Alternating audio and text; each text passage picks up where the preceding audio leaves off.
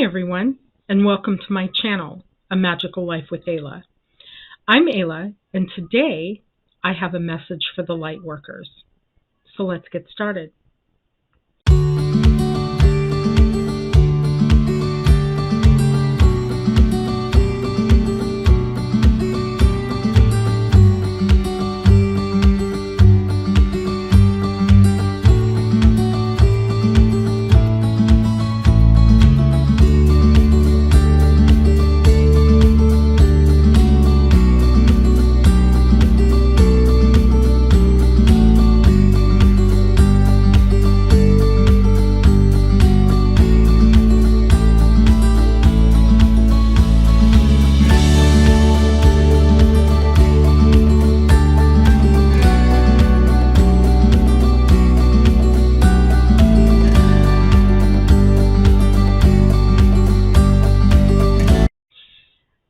So there's this idea on this planet right now that there is a certain group of people who have come here to do specific stuff.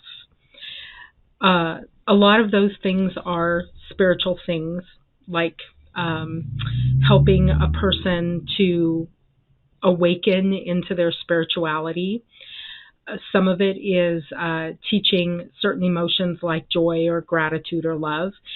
And these people come into this planet and they have this feeling in their heart that they have come to do something besides just work and pay bills.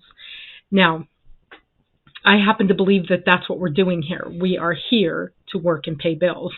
We are here to have a three-dimensional life.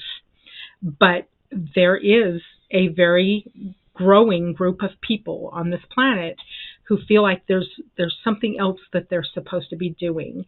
And I have had this feeling my whole life, and I responded to that feeling, and I've wound up in certain circumstances where I could respond to those feelings and actually go forward with what I felt like it was I was supposed to be doing. I have watched other people struggle in that, knowing that there's something else that they are supposed to be doing while they were here, and not really being able to figure out what that's about.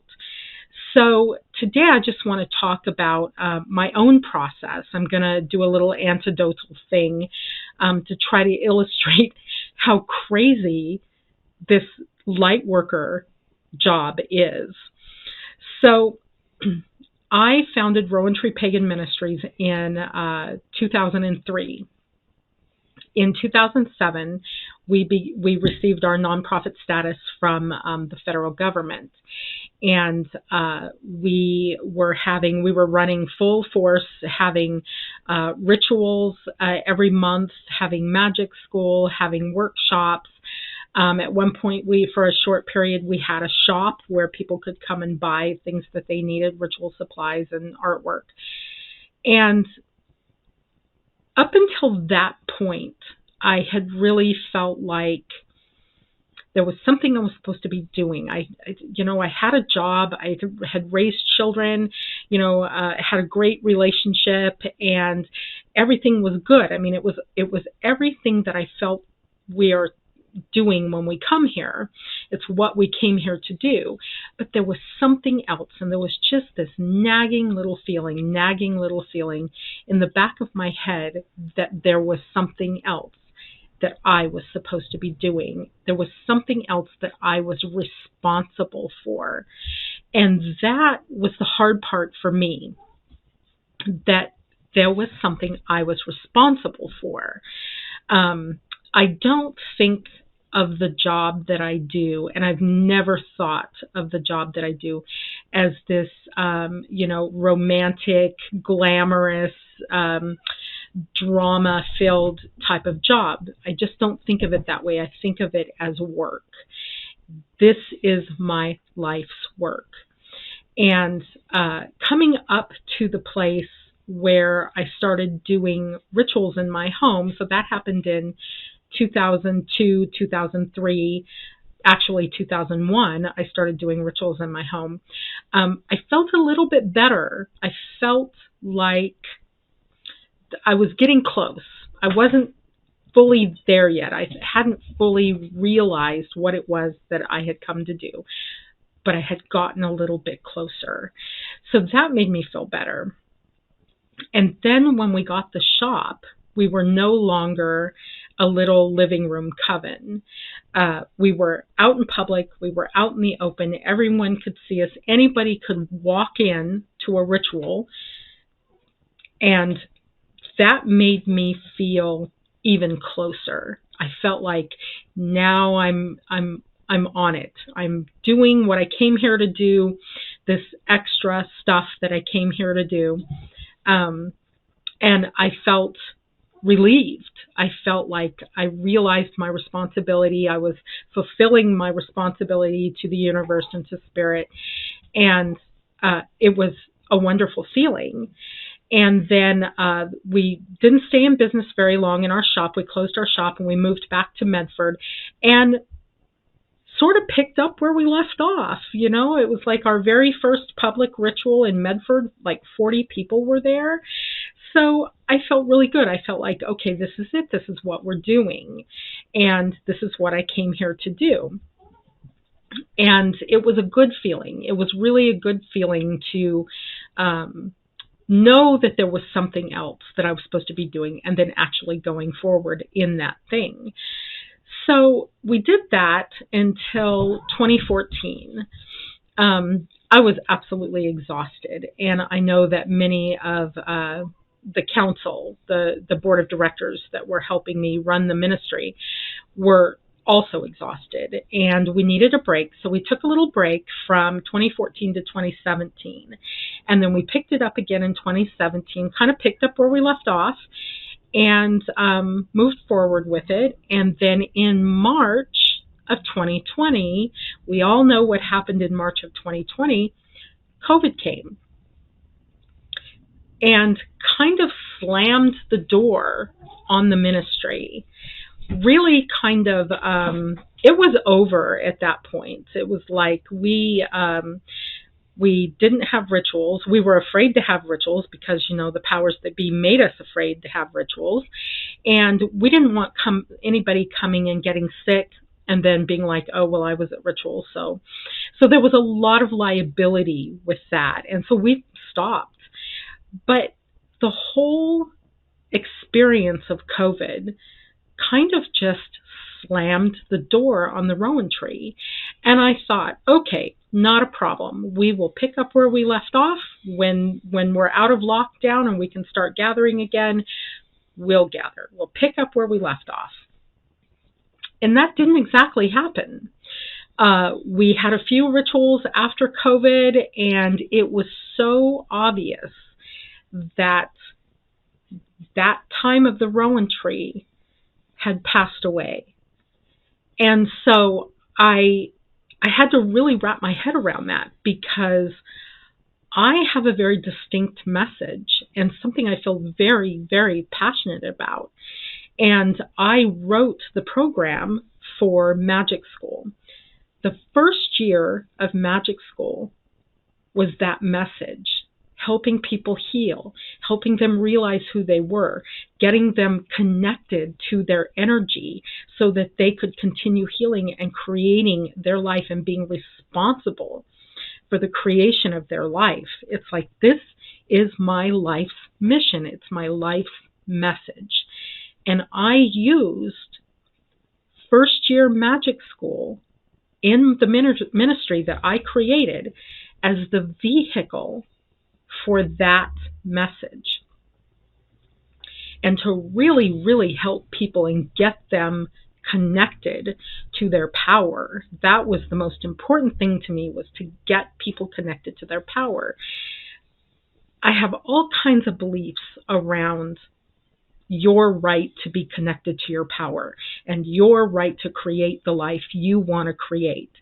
And first year Magic School was how I did that. It was how I got that message out. And all of a sudden, my vehicle for that message was gone. So I sat for a while grieving. I grieved for a while. I had to really process the fact that this time was passing away, that I didn't know why. I didn't know why that, and not at first. I didn't know why that time was passing away, but it was obvious to me. It was obvious to me that we were leaving the time of the Rowan tree. I was leaving that time. So I sat with it and I processed those feelings. And when I came out, it took me about a year to process those feelings. And then when I came out the other side of that, I had a whole nother year of realizing that I still had that message inside of me. Even though I didn't have that vehicle anymore, I still needed to talk. I still needed to help people get in touch with their energy and their power and to create their amazing lives. I still had that inside of me. So what am I going to do now? And so for a year, I sat, because all I was really thinking about, now if you go back and you look at video number 10, episode number 10, letting go, I talk about processing the past and how sometimes before we can move on, we kind of gotta go through that in our mind and kind of process what happened in the past. And then the next step is to let that go. Well, at the point where I was done grieving the death of the Rowan tree, I realized that I didn't know what I was going to do now. I was so focused on where I had been. I was so focused on the Rowan tree and the past and how I had functioned in delivering my message to the world in that capacity. I could not see that there might be something as cool ahead of me. And I had gone down to Shasta, to Mount Shasta. I live in Southern Oregon, so I'd gone down to Mount Shasta for a psychic fair. And there was a lady there, and she started reading for me. And she said, you may need to, it's time for you to go big. Your others, your angels and everybody is telling me that it's time for you to go big. And I thought, what have I been doing for the past 20 years? It's like, that was pretty big what happened back there. That was pretty epic. And so I thought, okay, so there's something more. There's something even more. She said, you may need to get heavily involved in social media, and you need a website. I had already had a website, but, it wasn't really doing anything. I wasn't really sure what to do with it. I really didn't have a vision for it. And she just had this things to tell me that kind of got me inspired, but I was really confused about what they were talking about going big. But one thing I know about spiritual stuff is if I sit with it long enough, I will start to understand. It'll start to be revealed to me. And so I just kept plugging away at my website, and I got into some other social medias and started putting my web address on the social medias and started posting some of my magical thoughts for the day. And, I bumped along. I was still kind of looking back there at the Rowan tree and, trying to figure out how I could do something as epic and as cool as that. And over the last year, so we've been 3 years out now from the closing of the Rowan tree. And over the last year, it has very slowly the pieces started falling into place into this puzzle for me. And I feel like I have a clearer vision now, and I don't feel the devastation of losing my platform for my message, because now I feel like I have a new platform. I do have a website. I was able to develop the website into a vision of my dream of delivering this message.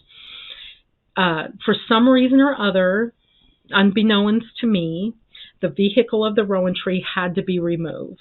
And it's like, that happens. It happens in spirituality. It's like you do something for a while, and then it's time to level up. It's time to evolve. It's time to go on to the next thing. The message that I have, however, I feel is timeless. And I'm not finished with it until that feeling leaves me, that I no longer feel obligated to take this message to the world. So I'm with that message until it's not inside of me anymore. Now, there's another side to this. If you're already a light worker, you kind of know what I'm talking about, bumping along with something and then all of a sudden it's not there anymore.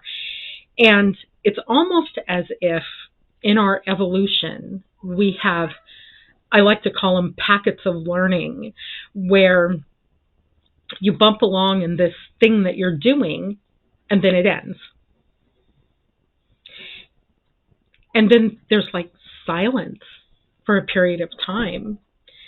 And during that period, I can almost feel them saying to me, it's time to rest. It's time to rest. I don't want to rest. I want to go on to the next packet of learning. I want to go on to the next big adventure where I'm going to be able to blast my message out to the world. I don't want to rest. But the truth of the matter is, if you don't rest, if you don't voluntarily take a rest, they will provide one for you. So I realized that in the last 2 years, in the last 3 years, I've kind of been in that rest period. The rowan tree was in existence for almost 20 years. That's a long time. And for most of that 20 years, we were burning hard. We were working very hard. We had classes and rituals and all kinds of things going on, celebrations going on all the time. And it was awesome and amazing. That's my cats that you're hearing getting into things they shouldn't be getting into. It was awesome and amazing. And it just was time to move on to something else. And so my point in this video is the process of, knowing your work, knowing what you're doing, and knowing when to take a break and when to rest. And it's a very dicey process. It's like the best you can do is really just try to ride with your heart, try to listen to yourself and know when it's time to sit down and be quiet for a moment and know when it's time to talk. And so if you're not a light worker and you're wondering what the heck I'm talking about, we'll do another video on that sometime. But what I really want to say to the light workers is, if you feel like you're just floating out there and you're wondering what the next thing is that you're supposed to be working on, that you're supposed to be doing, the next light that you're supposed to shine for the world, it's coming. It's coming. We're in a very interesting time right now. We're in a very tumultuous time, and this is the literal crossing the bridge. That the point of time that we are in right now, we are crossing the bridge. And for some of you light workers, you may have to just grab the nearest thing and hold on and wait for it to be over. Some of you are going to be on the front line of this transition that we're in. And, fulfilling your life's work doesn't always have to be a go big sort of thing. If you're there to comfort a friend or, to help an animal or a child, it's like you needed to be right there at that time. So Don't think that you're not doing enough. Just keep doing what you're doing. And if you feel that stop in your heart, like I felt in 2020, if you feel that stop in your heart, then stop. Take a moment and let yourself rest, and don't feel panicked like the other side has forgotten you. I know some of those rests can last a long time, but they will come back around and you will start the next packet of learning after you have rested. So, it's kind of it's a very dicey process. It's a very, sometimes I feel like I'm on the ragged edge with it, and it's like I'm trying to stir myself, to keep myself in that evolution and in that process of constantly putting out information and getting enough rest at the same time. We had an errand that we ran today, and when we got home I felt like I had a sore throat, and it wasn't really a sore throat like I was getting sick. It was a sore throat like I was really tired. And after we got home from our errand, I got to take a moment and just let myself untwist and realize that, okay, this may very well be, I'm just tired.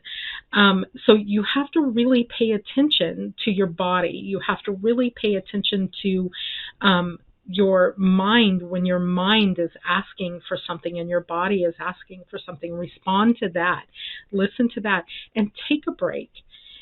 We don't have to be on all the time. I do not believe that we have to be on all the time. Yesterday was very intense for me. I had a healing session and conversation with a beloved friend, and it was very intense. Absolutely what I needed. I hope absolutely what they needed. But when the day was over, I realized how tired I was. And so if you're constantly helping people, even in your profession, if you're constantly helping people, you need to have a high level of self-care. And go back and look at the video on self-care. Self-care is not always bubble baths and chocolate cake. Sometimes in your self-care, you have to take a break. You have to watch the food you're eating and make sure that you're not eating too much sugar and getting enough vegetables. So sometimes self-care can be more like a self-discipline to help ourselves make decisions that are going to help us be as healthy and productive as we possibly can. And all of that plays back into the spiritual aspect of your work. If you are not healthy physically, if you are exhausted and fatigued, you're not going to be a good light worker. So we have to learn to be responsible in that manner, in taking care of ourselves, so that we are full, so that we can take that fullness to the world. So that's really all I want to say about that. The next video, we're going to talk about what it is to be a light worker. What is that term? You've probably heard that term a lot. And what is that? And how to identify if you are a light worker and what to do about it. There are things that you can do if you're a light worker, and it helps to know that there are other people in the world just like you. That is very helpful. So the website is magicallifewithayla.com. Please go and check it out. Subscribe to my once-a-month newsletter, if you would, please. And there's email on there. You can contact me. You can contact me down below in the comments. And that's all I have to say today. So I love you, and blessed be.